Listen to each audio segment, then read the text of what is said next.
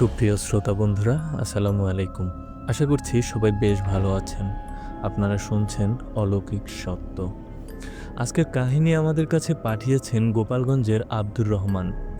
এই ঘটনা কোনো সাধারণ ঘটনা নয়, বরং এক ভয়ঙ্কর বাস্তব অভিজ্ঞতা। একজন মানুষ কিভাবে বদজিনের কবলে পড়ে মৃত্যুর দুয়ারে গিয়ে আবার ফিরে আসতে পারে, আজ সেই কাহিনী শোনাবো আপনাদের। আপনারাও যদি চান আপনার অথবা আপনার আশেপাশে কারো সাথে ঘটে যাওয়া কোনো সত্য ঘটনা আমাদের সাথে শেয়ার করবেন, তাহলে আমাদের লিখে পাঠাতে পারেন ইমেইলে। আর যদি চান আপনার কথা যেন সরাসরি দর্শক শুনতে পায়, তাহলে রেকর্ড করেও পাঠাতে পারেন। আমাদের ইমেল অ্যাড্রেস অলৌকিকসত্য@gmail.com। ডেসক্রিপশন বক্সে আমাদের ইমেল অ্যাড্রেস দেওয়া আছে।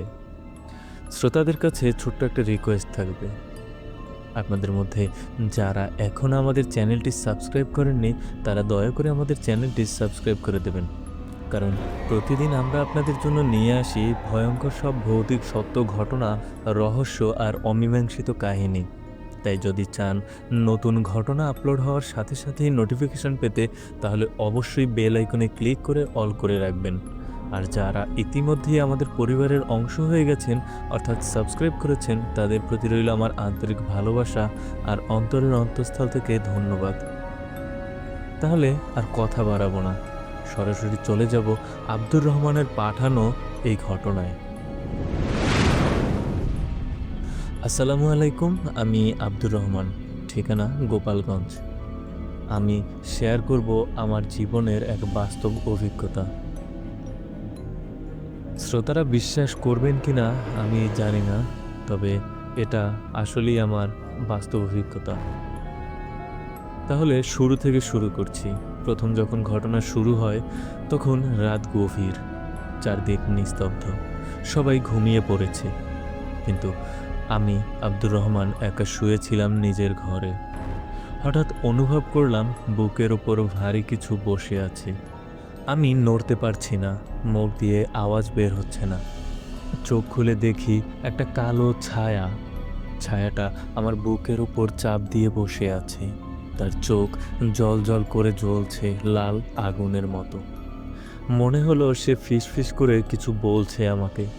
আমি স্পষ্ট শুনতে পাচ্ছিলাম না তার কথা, শুধু একটা শীতল শ্বাস বুক ভেদ করে ঢুকে যাচ্ছে। আমি চেষ্টা করলাম আয়াতুল কুরসি পড়তে, কিন্তু আমার জিভ কাজ করছে না। মুখে তালা লেগে গেছে যেন। মনে হচ্ছিল আমি শ্বাসরুদ্ধ অবস্থায় মারা যাব। চোখ বন্ধ করতেই সে ফিসফিস করে বলল, নামাজ পড়িস না, আল্লাহর নাম নিস না। আমি কেঁপে উঠলাম, ঘেমে যাচ্ছিলাম পুরো শরীর। ঠিক তখনই হঠাৎ সে অদৃশ্য হয়ে যায়। আমি জোরে শ্বাস নিয়ে উঠলাম। সারা শরীর ভিজে গেছে ঘামে, বুক ধক ধক করছিল। আমি বুঝলাম এটা কোনো দুঃস্বপ্ন নয়, এটা দুঃস্বপ্ন হতে পারে না, এটা বাস্তব কিছু। এরপর থেকেই আমার রাতের ঘুম হারাম হয়ে গেল। প্রতিদিন ঘুমাতে গেলেই মনে হয় বুকের ওপর আবার সে বসবে। দিন যত গড়ালো, ভয় তত বাড়তে লাগলো। নামাজে দাঁড়াতে গেলেই হঠাৎ মনোযোগ ভেঙে যায়। কখনো মনে হয় পেছন থেকে কেউ ফিসফিস করছে, কখনো অজান্তেই মনে হয় নামাজ ছেড়ে দেই। আয়নার সামনে দাঁড়ালেই দেখি পেছন থেকে একটা ছায়া। দরজা জানালা হাওয়ার ঝাপটায় কাঁপতে থাকে, অথচ বাইরে কোনো বাতাসই নেই। মনে হলো এই ঘরেই কিছু আছে, আমার সাথে থাকছে, আমাকে নজরে রাখছে। ধীরে ধীরে আমি অসুস্থ হয়ে পড়লাম। খাবারের প্রতি অরুচি হলো, শরীর শুকিয়ে যাচ্ছিল। মা চিন্তায় পড়ে গেলেন। তিনি বললেন, তোকে হুজুর দিয়ে দেখা দরকার। আমিও রাজি হয়ে গেলাম, কারণ বোঝা গেছে এটা কোনো সাধারণ অসুখ নয়। একজন হুজুর এলেন আমাদের বাসায়। তিনি আমার ঘরে ঢুকেই কেঁপে উঠলেন, বললেন, এই ঘরে কিছু একটা আছে। তিনি সঙ্গে করে পানি পরে এনেছিলেন, কোরআন তিলাওয়াত শুরু করলেন। হঠাৎ ঘরের বাতাস ভারী হয়ে উঠল, দেয়ালে টুকটুক শব্দ হতে লাগলো, জানালার কাচ ভেঙে পড়ল মেঝেতে। হুজুর পানি পড়তে পড়তে জোরে বললেন, আল্লাহর নামে বের হয়ে যা। আমি ভয় পেয়ে কাঁদতেছিলাম। হুজুর আমার মাথায় হাত রাখলেন। হঠাৎ আমার শরীর কেঁপে উঠল। মনে হলো বুকের ভেতর থেকে আগুন বের হচ্ছে।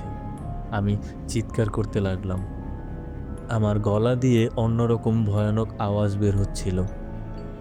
সেটা আমার কণ্ঠস্বর ছিল না, গভীর কাঁপা কাঁপা একটা আওয়াজ। হুজুর পানি পড়া চালিয়ে গেলেন। আমার হাত পা থরথর করে কাঁপছিল। শরীর মনে হচ্ছিল ভেঙে যাবে। ঘরের বাতি হঠাৎই নিভে গেল। পুরো ঘর অন্ধকার। শুধু হুজুরের কণ্ঠ ভেসে আসছিল, লা ইলাহা ইল্লাল্লাহ। ঘর জুড়ে কাঁপুনি শুরু হলো। মেঝে থেকে ঠক ঠক শব্দ আসছিল। আমার বুকের ওপর আবার সেই ছায়াটা ভর করলো। চোখ খুলে দেখি লাল জ্বলন্ত চোখ। এবার মুখটা স্পষ্ট দেখা গেল। লম্বা দাঁত, শুকনো গাঢ় কালো মুখ। সে দাঁত কেলিয়ে হাসছে আর নিঃশ্বাসের পচা গন্ধ ছড়াচ্ছে। আমি শ্বাস নিতে পারছিলাম না। ঠিক তখনই হুজুর আমার কানে ফু দিলেন। সাথে সাথেই শরীরটা হালকা হয়ে গেল, ছায়াটা মিলিয়ে গেল। আমি ধপ করে পড়ে গেলাম মাটিতে। ঘরের বাতাস আবার স্বাভাবিক হতে লাগলো।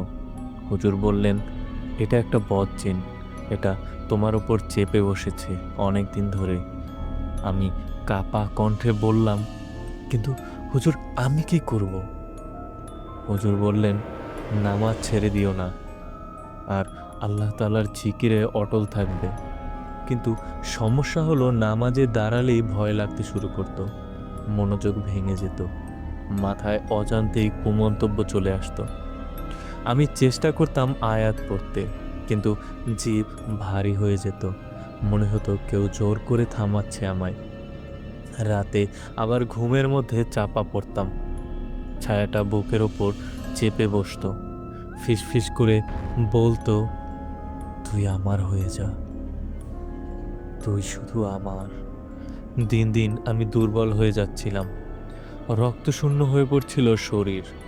সবাই বলতো আমার চোখ নাকি দেবে গেছে, চেহারা শুকিয়ে গেছে। কিন্তু কেউ জানতো না আসল কারণ কি। আমি মিথ্যা হাসি দিয়ে বলতাম, এখন ভালো আছি। কিন্তু ভেতরে ভেতরে আমি শেষ হয়ে যাচ্ছিলাম। একদিন বিকেলে হুজুর আবারও এলেন। তিনি ঘরে ঢুকে বললেন, আজ শেষ লড়াইটা হবে। তিনি এবার দীর্ঘ রুকাইয়া শুরু করলেন। একের পর এক সূরা পড়ছিলেন। পানি পড়া আমার ঘরে ছেটালেন। দেয়ালে ফোঁটা পড়তেই শব্দ হলো, যেন কেউ চিৎকার করছে। জানালা ধাক্কা খেয়ে খুলে গেল। বাতাসে কাগজপত্র উড়ে গেল ঘরের ভেতর। আমি মাটিতে পড়ে কাঁপছিলাম। শরীর থেকে ভয়ানক গন্ধ বেরোচ্ছে। আবার সেই আওয়াজ এলো আমার মুখ দিয়ে, আমি তাকে ছাড়ব না, সে এখন আমার। হুজুর আবার গর্জে উঠলেন। আমার শরীর থরথর করে উঠল। চোখ উল্টে গেল। মনে হলো শরীর ছিঁড়ে যাবে। আমি অজ্ঞান হয়ে গেলাম। জ্ঞান ফেরার পরে দেখি হুজুর ঘেমে নেয়ে বসে আছেন।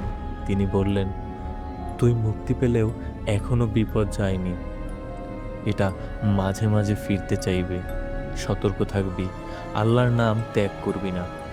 আমি সম্মতিসূচক মাথা নাড়লাম। হুজুর আমাকে কিছু তাবিজ দিলেন, সাথে পানি পড়াও দিলেন। নামাজ নিয়মিত পড়ার তাগিদ দিলেন। আমি মনে স্থির করলাম এবার আর ভাঙব না। কিন্তু বদজিন সহজে হাল ছাড়ল না। সে আবার ফিরে আসার চেষ্টা করত। কখনো জানালার বাইরে দাঁড়িয়ে তাকিয়ে থাকতো, কখনো স্বপ্নে এসে ভয় দেখাতো। মাঝে মাঝে ঘরে পায়ের শব্দ শোনা যেত, অথচ কেউ নেই। দরজার কাছে ছায়া নড়াচড়া করত।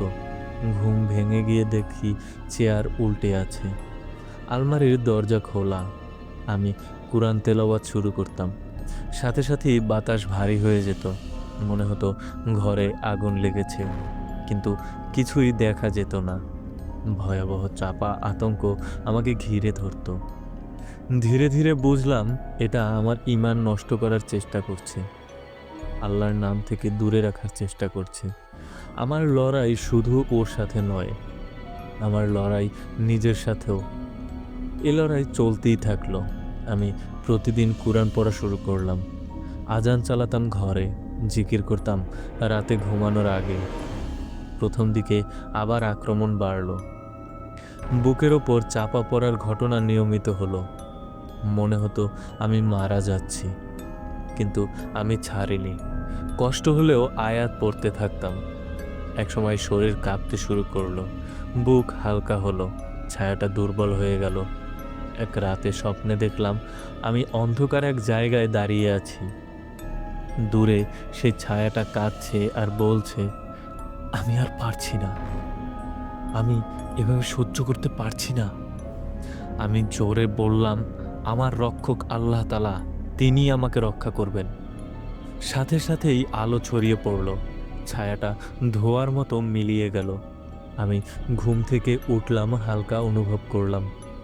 আমি ঘুম থেকে ওঠার সাথে সাথে নিজেকে হালকা অনুভব করলাম, কিন্তু ভয় পুরোপুরি গেল না। আজও মাঝে মাঝে মনে হয় কেউ পেছন থেকে তাকিয়ে আছে, জানালার ফাঁক দিয়ে কোনো ছায়া নড়াচড়া করছে, কিন্তু আমি ভয় পাই না। আমি জানি আল্লাহ আমার সাথে আছেন। হুজুর আমাকে বলেছিলেন, বজ্জিন পুরোপুরি শেষ হয় না, তারা সুযোগ পেলেই ফিরে আসে। তোমার ঈমানই তোমার ঢাল।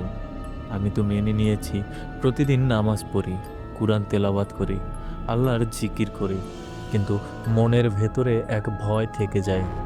যদি সে আবার ফিরে আসে, যদি আবার বুকের উপর বসে যায়, যদি আবার ফিসফিস করে বলে, তুই আমার হয়ে যা। সেই ভাবনা আমাকে শিউরে তোলে। গ্রামের লোকজনও জানলো ঘটনাটা। কেউ বিশ্বাস করলো, আবার কেউ হাসলো, কিন্তু যারা আমার চোখের ভেতর তাকিয়েছে শুধু তারাই বুঝেছে এটা সত্য।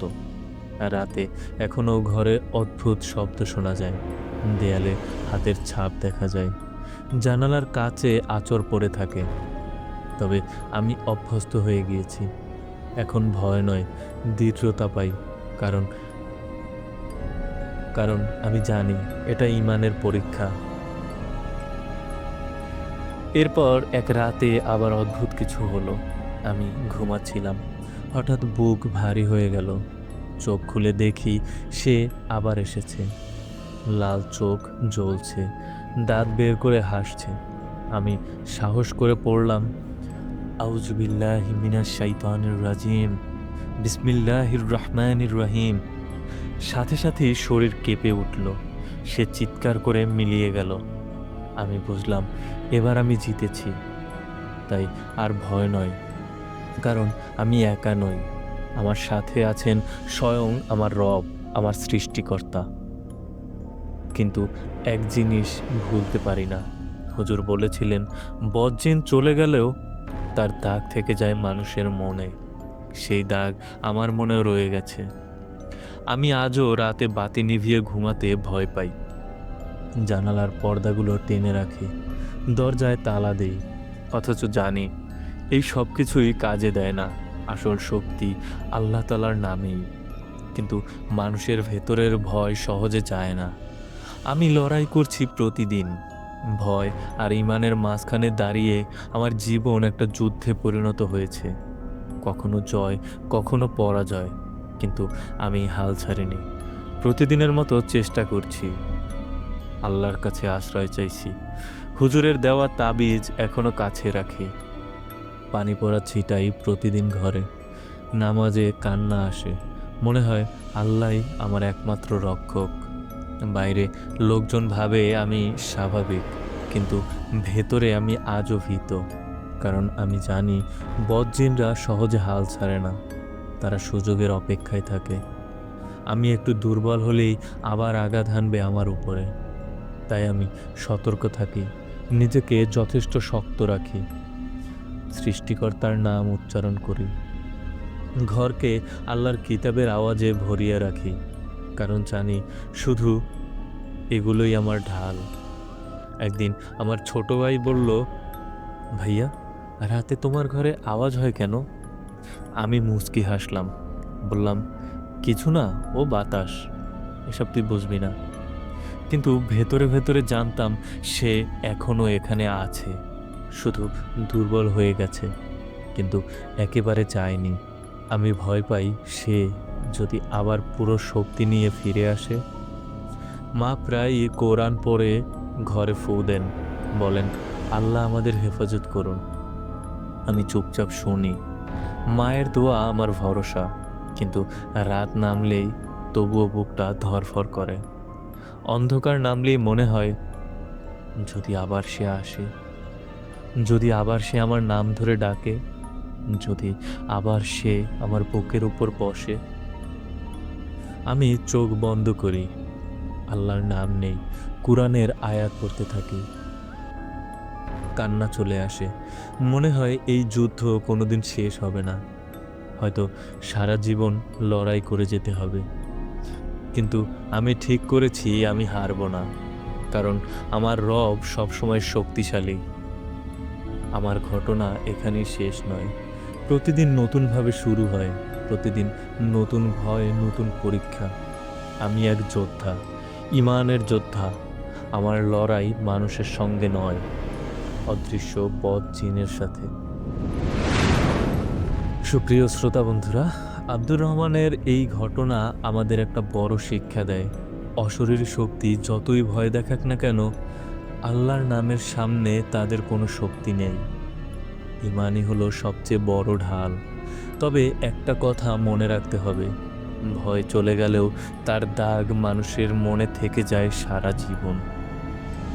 বন্ধুরা, আপনারাও যদি কখনো জীবনে অদ্ভুত কোনো ঘটনা দেখে থাকেন, আমাদের জানাতে পারেন, আমরা সেটি সবার সামনে তুলে ধরব। তাহলে আজকের মতো এখানেই শেষ করছি। আবার আসবো নতুন এক অলৌকিক সত্য নিয়ে। ততক্ষণ ভালো থাকুন, সুস্থ থাকুন, আর অন্ধকারকে ভয় করলেও শুনতে থাকুন অলৌকিক সত্য। আল্লাহ হাফেজ।